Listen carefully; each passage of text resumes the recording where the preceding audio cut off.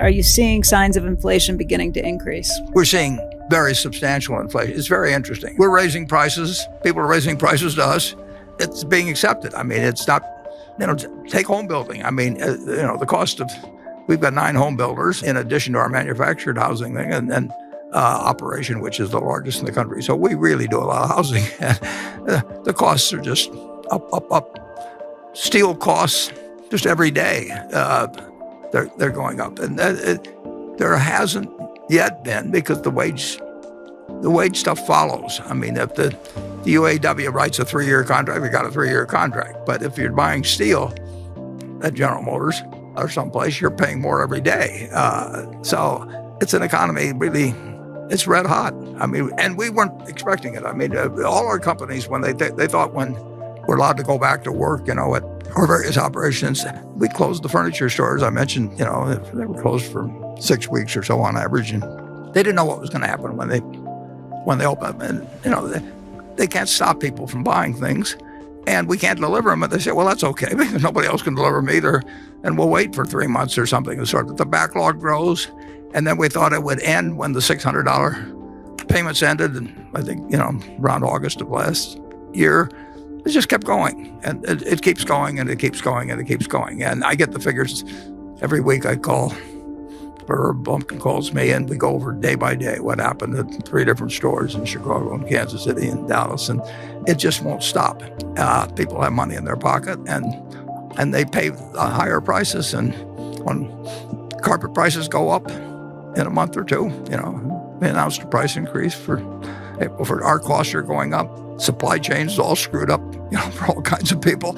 But it's almost a buying frenzy, except certain areas you can't buy yet. You really can't buy international air travel, and so the money is being diverted from a piece of the economy into the rest, and everybody's got more cash in their pocket except for. Meanwhile, it's a terrible situation for a percentage of the people. This suit, I haven't worn a suit, for a year practically, and that means that the dry cleaner nurse just went out of business. I mean, and nobody's bringing in suits to get dry cleaned, and nobody's bringing in white shirts. The place where my wife goes, the small business person, if you didn't have takeout and delivery services for restaurants, you got killed. On the other hand, if you've got takeout facilities, you've done, same source sales at Dairy Queen are up a whole lot, and they adapted. But it is not a price-sensitive economy right now in the least. And I don't know exactly how when it shows up in different price indices, but there's more inflation going on quite a bit more inflation going on than people would have anticipated just 6 months ago or thereabouts. Yeah, and there's one very intelligent man who thinks it's dangerous, and that's just the start. Inflation is going to affect you. It's certain we will have inflation over time. And we are following policies in this country now to stimulate things, which stimulate business, which are bound to have some inflationary consequences. And to the extent that we borrow money from the rest of the world, it would be very human on the part of politicians in the future decide that they would rather pay the rest of the world back in dollars that are worth far less than the dollars they borrowed. I mean, it's the classic way of reducing the impact and cost of external debt, and we're building up a lot of external debt. I always find it interesting when politicians now talk about using the taxpayers' money to do this and the taxpayers' money to do that, and how the taxpayers are paying the bonuses at AIG. We haven't raised taxes at all in this country. Taxpayers are paying nothing beyond what they were paying a couple years ago. As a matter of fact, the federal revenues this year, which were close to $2.6 trillion a couple years ago, maybe more like $2.3 trillion. So we are taking less money from the taxpayers. The people who are really paying for the things we're doing now will probably be the people who are buying fixed dollar investments, much of it from the U.S. government, and who will find the purchasing power when they go to redeem those investments to be far less. So you might say that the AIG bonus is probably the Chinese are the people that are ultimately paying the most in terms of the loss of purchasing power they will have with their holdings of government bonds U.S. government bonds many years down the road, but it sounds better to say the taxpayer than to say the Chinese are paying for it. It's an interesting situation. I read that comment every day about how the taxpayers are doing this and that. I haven't had my taxes raised. You haven't had your taxes raised. They're giving me $250 back here pretty soon. Yet taxpayers haven't paid anything so far, and my guess is that the ultimate price of much of this will be paid by a shrinkage in the real value of fixed dollar investments down the road. And that will be the easiest thing to do. And if it's the easiest thing to do, it's the most likely thing to have happen. So you will see plenty of inflation. Now, the best protection against inflation is your own earning power. If you're the best teacher, if you're the best surgeon, if you're the best lawyer, whatever it may be, you will command a given part of other people's production of goods and services, no matter what the currency is, whether it's seashells or Reichsmarks or dollars. So your own earning power is the best by far. If you're the best journalist, whatever it may be, you will get your share of the national economic pie, regardless of the value of whatever the currency may be as measured against some earlier standard.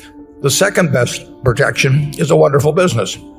If you own the Coca-Cola trademark company, you will get a given portion of people's labor 20 years from now and 50 years from now for your product, and it doesn't make any difference what's happened to the price level generally, because people will give up 3 minutes of labor, 5, whatever it may be, to enjoy, 12 ounces of a product they like.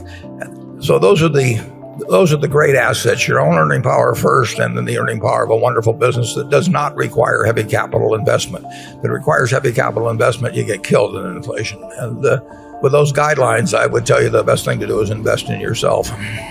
Yeah, so the young man should become a brain surgeon and invest in Coca-Cola instead of government bonds. If you discount it back, and you're discounting at present interest rates, stocks are very, very cheap. Now the question is what interest rates do over time. But there's a view of what interest rates will be based in the yield curve out to 30 years and so on.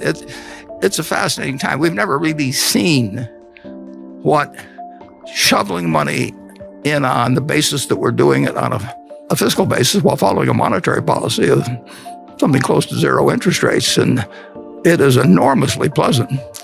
But in economics, there's one thing always to remember. You can never do one thing. You always have to say, and then what? And we are sending out huge sums.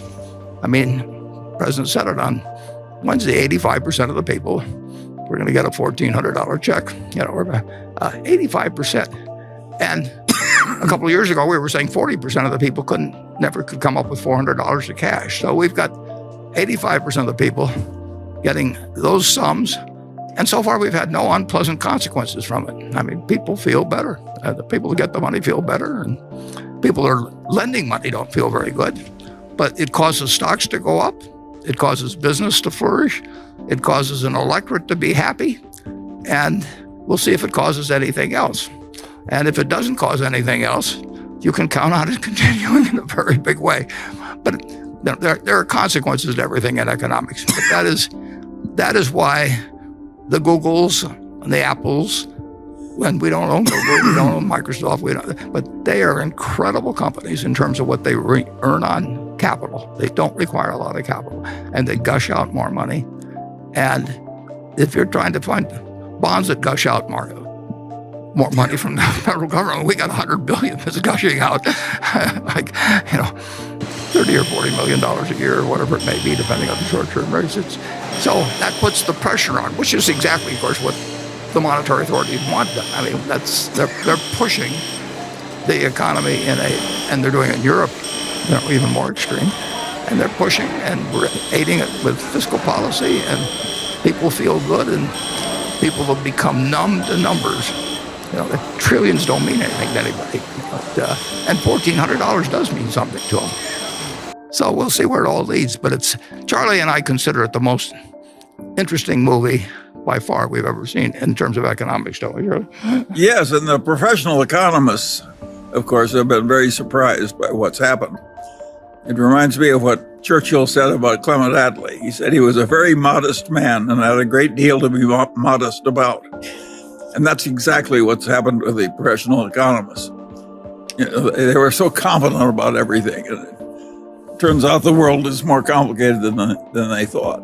Keynes said it many years ago that it's an invisible tax that only one man in a million really understands. And it's a tax on people that have had faith in their currency that the government's issued. The best protection, the best investment against inflation is to improve your own earning power, your own talents. Very few people maximize their talents.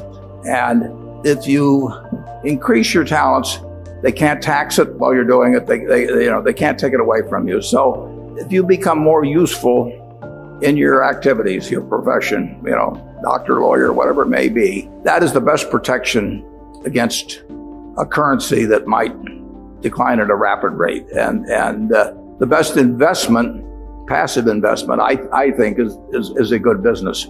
If you own an interest in a good business, you're very likely to maintain purchasing power no matter what happens to the currency. But it's interesting, in the United States, the value of the dollar since I was born has declined by 94% to 6 cents.